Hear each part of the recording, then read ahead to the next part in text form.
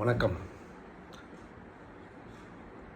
Lions club Ambattur greater அதிலிருந்து சுகுமார் சீனிவாசன் பேசுகின்றேன்.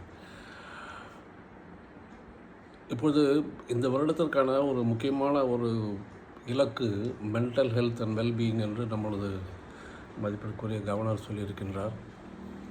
அந்த mental health wellbeing பற்றி சிறிது முதலிலே பேசியிருக்கின்றோம். இப்பொழுது புதிதாக ஒரு ஆய்வு வந்திருக்கின்றது. 2025 ஒரு ஆய்வு நடத்தினார்கள், உலகளாவிய ஆய்வு. அந்த ஆய்விலே கிட்டத்தட்ட 80 நாடுகளிலே இருக்கக்கூடிய மக்களை கணித்து அவர்கள் இளைஞர்கள், வயதானவர்கள் என்றெல்லாம் பிரித்து தனித்தனியாக கணித்து ஒரு முடிவு ரிப்போர்ட் கொடுத்திருக்கின்றார்கள். அந்த 80 நாடுகளிலே இந்தியா ஒரு 64வது நாடாக இருக்கின்றது.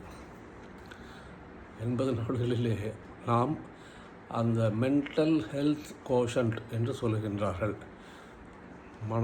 மனநல ஒரு குறியீடு என்று வைத்துக்கொள்ளலாம்.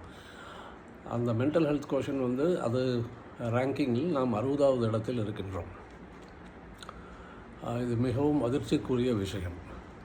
ஏனென்றால் நாம் என்ன பேசிக்கொண்டிருக்கின்றோம், என்ன நினைத்து கொண்டிருக்கின்றோம் என்றால், இந்தியா ஒரு யங்கஸ்ட் பாப்புலேஷன் இருக்கக்கூடிய ஒரு நாடு என்று, இளைஞர்கள் அதிகமாக இருக்கக்கூடிய நாடு என்று. அதன் மூலம் நாம் அதை சொல்வார்கள் டெமோகிராஃபிக் டிவிடெண்ட் என்று. அதன் மூலம் நமது வளர்ச்சி அதிகமாக மற்ற நாடுகளை விட அதிகமாக வளர வாய்ப்பு இருக்குது. ஏன்னா பாப்புலேஷன் இஸ் யங்கர். இப்போ ஜப்பானெல்லாம் எடுத்துக்கொண்டார்கள் என்றால் அவர்கள் மிகவும் வயதானவர்கள். அதேபோல் பல்வேறு நாடுகள் இருக்கின்றன. Younger population is very less. ஆனால் நாம் அதிகமாக இருப்பதனால் நமக்கு ஒரு அட்வான்டேஜ் என்றெல்லாம் நாம் பேசிக்கொண்டிருக்கின்றோம். ஆனால் என்ன இந்த முடிவின்படி என்ன தெரிகின்றது என்றால், இந்த யங்கர் ஜெனரேஷனிலே நாம் அந்த கணிப்பின்படி 64வது நம்பரில் இருக்கின்றோம் 80 நாடுகளிலே. அப்படி என்றால் நமது மக்களுடைய மனநிலை மிகவும் மோசமானதாக வைத்துக்கொள்ளுங்கள், இல்லை மிகவும் மோசமானதுன்னு வைத்துக்கொள்ளுங்கள். we are at 60.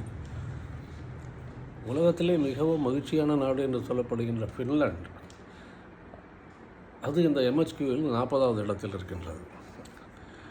இந்த ரேங்கிங் எதை பண்ண ஒரு 47 பாயிண்ட்டுகள் அதை வைத்து அவர்கள் கணித்திருக்கின்றார்கள். இந்த பாயிண்ட்டுகள் எல்லாம் எந்த நாடு என்ன சாட்டிஸ்ஃபை பண்ணுகின்றது என்று கணித்திருக்கின்றார்கள்.